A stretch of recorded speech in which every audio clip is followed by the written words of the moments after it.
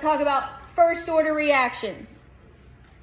In a first order reaction, the rate is directly proportional.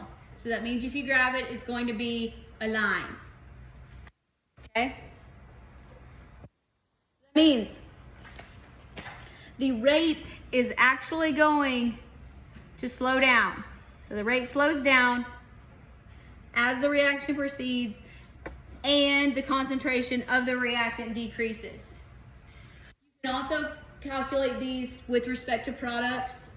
It just tends to be easier to measure it in the lab when you're measuring concentration of a reactant.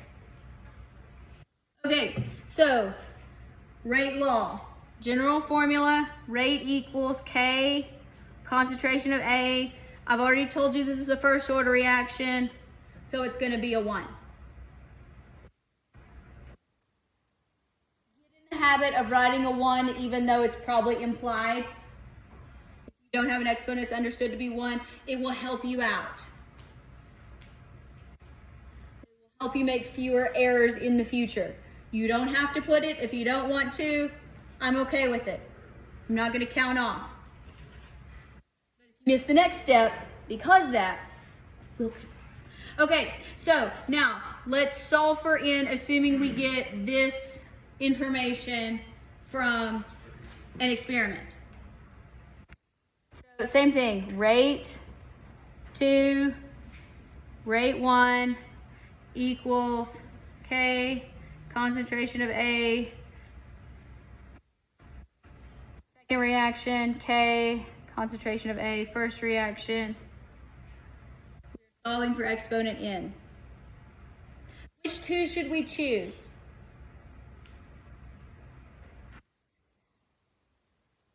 You want to do the first 2? All right, let's do the first 2.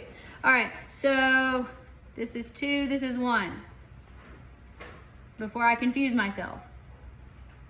Okay, so rate 2 is, you could do it the other way around if you wanted to, but I don't like dealing with fractions.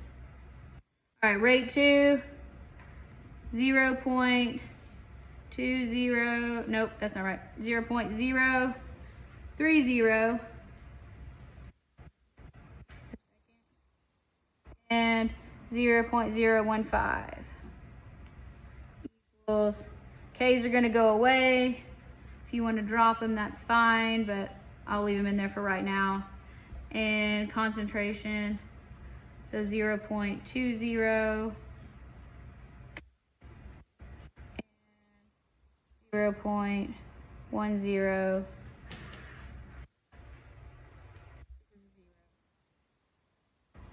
So here we have, break it down, units cancel, all our units cancel, K's cancel. We have 2 equals n. Do you really need a log to solve this? Not really, but if you want to, you can.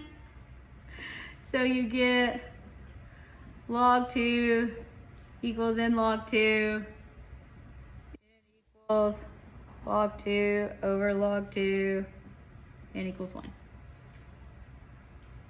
Or if you know in your head that 2 to the first power is 2, you can stop there.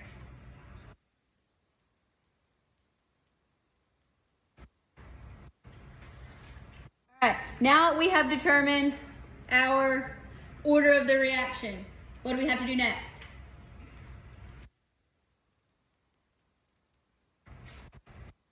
We're not done.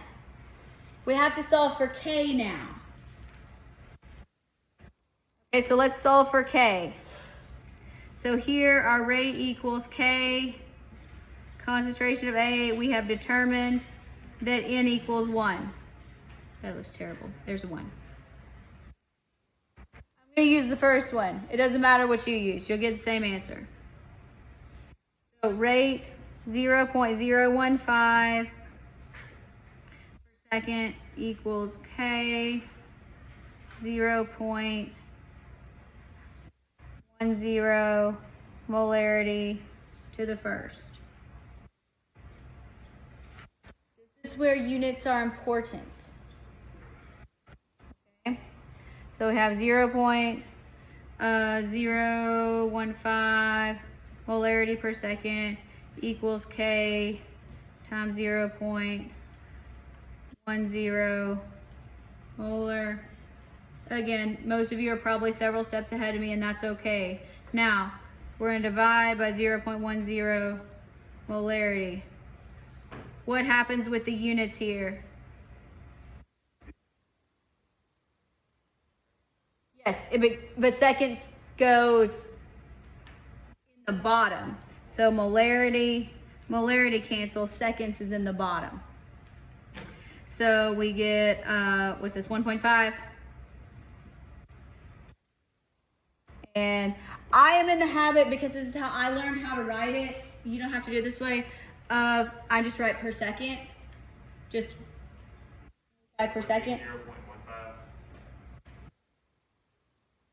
0.15. It is 0.15, yes. Thank you. Hey, class is almost over. I got a ways to go, so I'm good. So on first order, the units for the rate constant K are, again, I don't really care about the numbers. I care about the process. Are, you can say 1/seconds, or you can say seconds to the -1.